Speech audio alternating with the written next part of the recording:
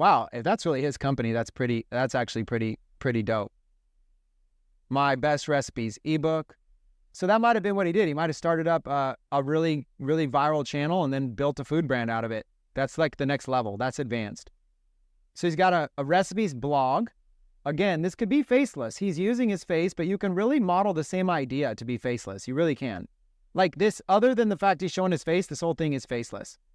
And then he's got an opt-in here to be able to build an email list. And then from the email list, he's probably selling you. He says he sends you a weekly email. Oh yeah, look, printable recipes, exclusive discount codes. So he's going to make money. So he's basically going and getting discount codes on products and making commissions. My favorite kitchen products, again, he's going to make commissions there. You could do drop shipping for that.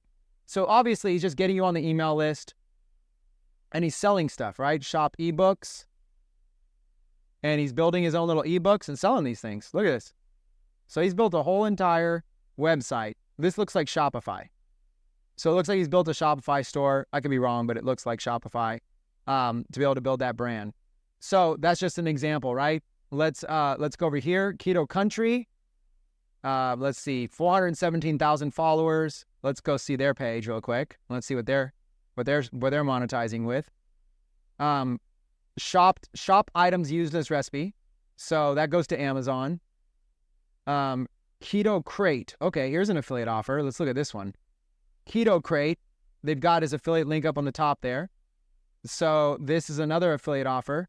Why join Keto Crate? So this looks like one of those monthly subscription products, where every month you get a new thing, right?